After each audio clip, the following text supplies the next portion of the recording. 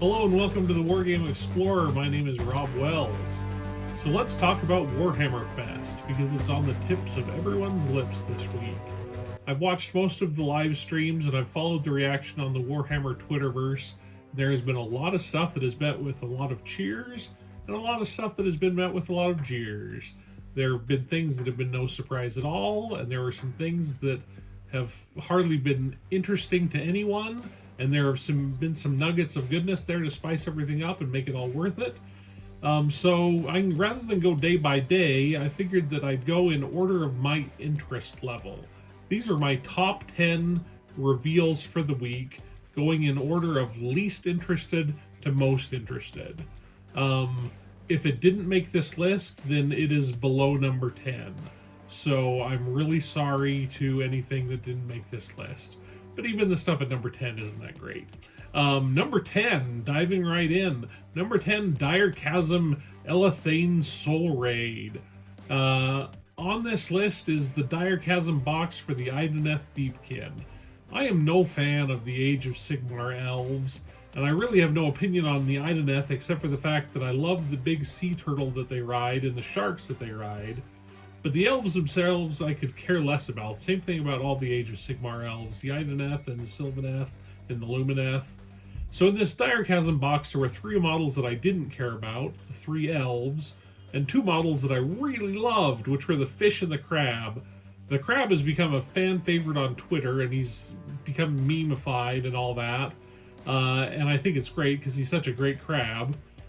He's not particularly fantasy, he's just a crab, but he's still well realized.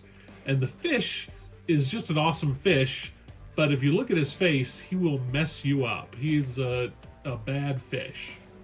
Anyway, jumping on to number 9. Number 9 are the Sisters of Battle. Now, the Sisters of Battle, it makes me sad to say that they are so low down on my list, because I have been rooting for and loving Plastic Sisters forever, and I love them. I love the range of them. I'm not saying that Sisters of Battle are something that I am indifferent to, but the release of them in WarhammerFest was kind of sad trombone, womp womp. I love the stuff that they got. I love their vehicles. I love everything except they only released 2 new models. They showed off a lot of stuff that we had already seen before. The Abbess Sectorum is really cool in her suit. I know there are a lot of people who hate the Paragon War suits, but I really love the Paragon War suits. I think they're a good mix between power armor and dreadnought, and they don't remind me of the Grey Knight's Baby Bjorn situation. So I really like the Abbess Sectorum in her Paragon War suit. My favorite are the Celestian Sacrosancts with their different weapons, which was new to see different weapons, but we'd already seen the Sacrosancts. So it's nice that we saw the sisters and that they got a codex, and it's nice to see them all together as a group. But on a whole, Warhammer Day 2, where we just saw Sisters of Battle, and they only got 2 new models, it was kind of disappointing. Number 8 surprises me because it's the Thunderhawk gunship, and it is on my list just because of how amusing I found it. A plastic Thunderhawk would be really big news, and for them to tease it and then reveal that it's just for Aeronautica Imperialis was really funny to me. But I'm legitimately impressed with the incredible detail and paint job on this thing. Seriously, I've played Aeronautica Imperialis, and those ships are at most like 3 inches across, and the amount of edge highlighting on this model is ridiculous. I mean, look at it.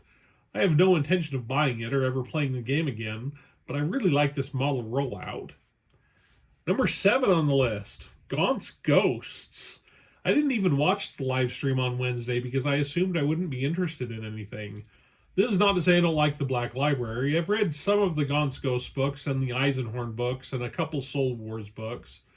And a little known fact, I was actually invited to submit a writing proposal to the Black Library a little while ago.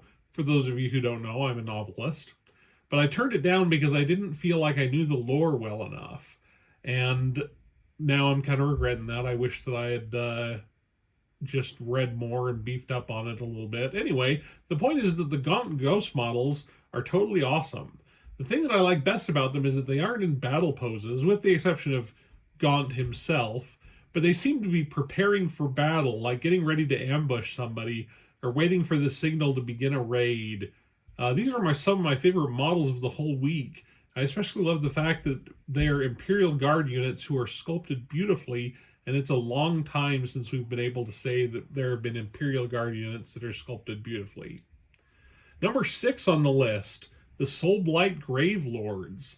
This was another category I wasn't surprised by the reveal, because we all knew that SOULBLIGHT Gravelords were coming, but the models are really, really impressive. If you haven't been following my Twitter, I recently sold my Dire Chasm Crimson Court because I decided I didn't like those vampires, so I'm a little bit sour on the idea of more vampires right now, but that is just that I don't want to buy and collect them, but I certainly do want to ogle these gorgeous models. I particularly liked Lauka Vi, the Mother of Nightmares, a model which has seemed to divide the community due to the fact that she's, well, kind of a divided model. Some people think that she looks like a lazy kit bash putting a vampire torso on top of a big monster, but I prefer to think of her kind of as a centaur bat. It's hard to picture how she would actually move if she were animated, and whether those wings could actually fly, but overall I really love the model. I think it's creepy and weird, it's inhuman, and I think that's what makes it so good, is that I like that the extra arms are on the bottom, not on the top. The wings are on the bottom, not on the top. It just is creepy and weird. The other big standout in the SOULBLIGHT Gravelords is Radakar the Beast. Radakar the Wolf was my least favorite model in the Cursed City game, but this redo of the character is all kinds of awesome. I love everything about him, and I especially love the acolytes around him catching the blood dripping off his claws. So number 5, we are on to Kragnos. Kragnos is a really cool model, and this is the number 1 reason why he's on this list. I honestly don't follow Age of Sigmar lore enough to recognize what his presence in the world really means, but I do follow it enough to know that it signals the end of Soul Wars and the beginning of a new campaign led by the Armies of Destruction. I love that he can be fielded with any Destruction army, and it makes me so close to wanting to buy an Ogor army just so I can get him with them. The model itself is really just so well done all around. I really love the Centaur guy, but there is something so brutal about this guy that I really just dig it. I'm going to talk more about Kragnos in a minute. Number 4, the CADIAN Shock Troops. Now this came as a total shock, I think, to everybody. At the beginning of the week, I had posted a reveal wish list, and it was on my wish list to see some upgraded Imperial Guard models, but I didn't expect it to actually happen. And admittedly, these are just an upgrade sprue, not completely new models, but judging by the picture, the upgrade makes the new models look pretty dang good. I love the complete variety of the heads, but especially the fact that there are minority heads and female heads, because the Imperial Guard is made up of regular citizens of a million worlds, so the fact that we've never seen black guardsmen or female guardsmen has never made a whole lot of sense. The big question is whether or not the new upgrade sprue is going to jack up the prices of the Imperial Guard CADIAN box beyond what we're currently paying for, which is probably too much money anyway for a box that hasn't been upgraded in 20 years. So that remains to be seen. I'm happy with it. I love to see that we have new guys.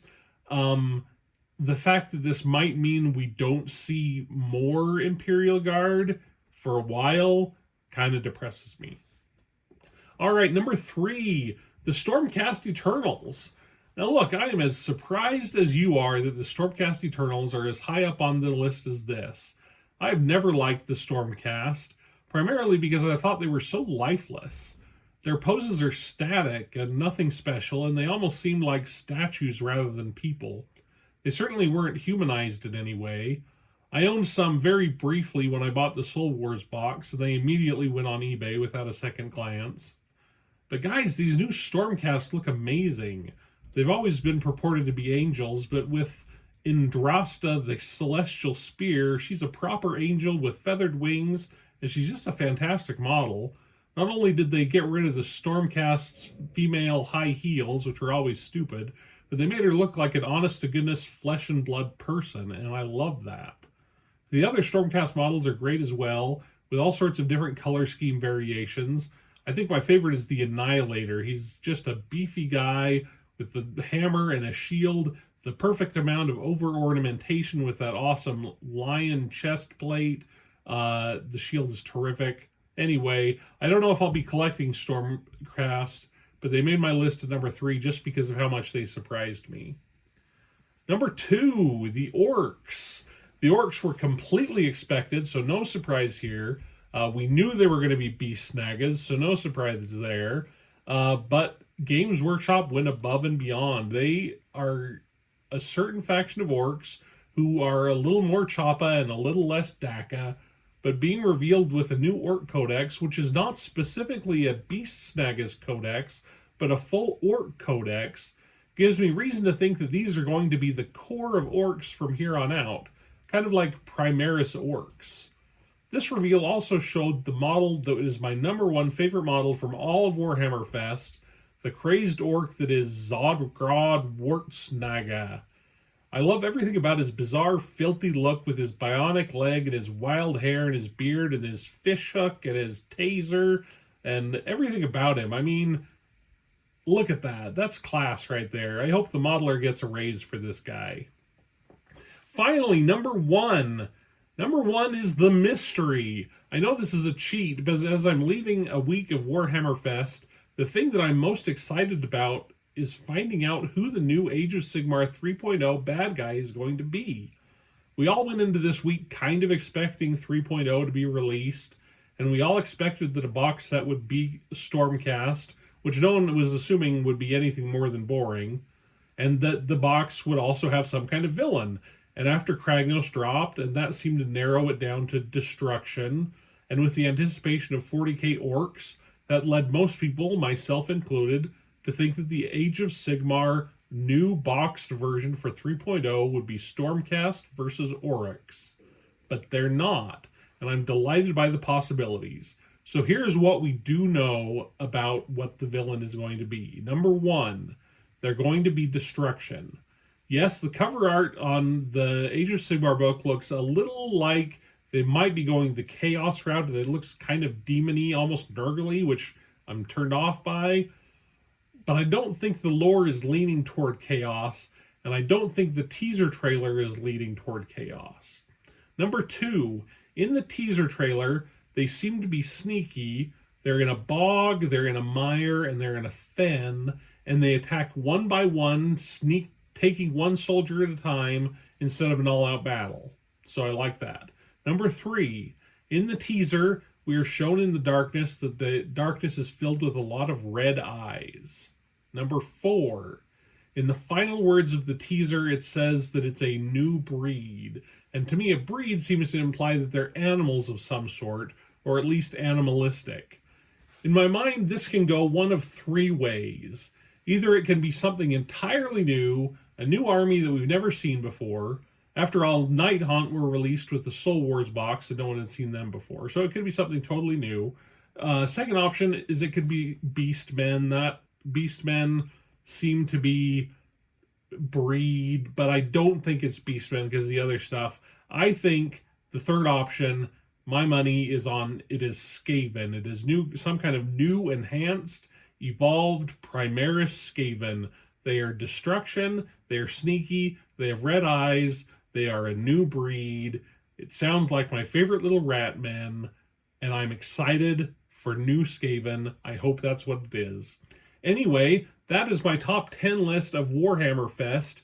If you aren't already following my blog, there's a link to it in the description down below, and that lists, there's a blog post for each day, and that encompasses all of the reveals, not just my top 10 reveals here, everything that I thought about everything in more detail with pictures, so you can follow that link and that'll be there. Also, while you're there, if you're interested in purchasing any models or terrain, there are affiliate links and you can do that, and if you buy it through my channel, it really helps out the channel, it helps out me. In the meantime, leave a comment and tell me what you think about The new releases, what surprised you? What disappointed you? Was there anything that you wanted to see and didn't? Anything that you really hated? Leave a comment and let me know. Thanks so much to my patrons. They're fantastic people. I really appreciate them. Their names are here. Thanks so much for watching. Stay safe, everybody. Keep wearing those masks. Keep getting those shots. And I will see you next week.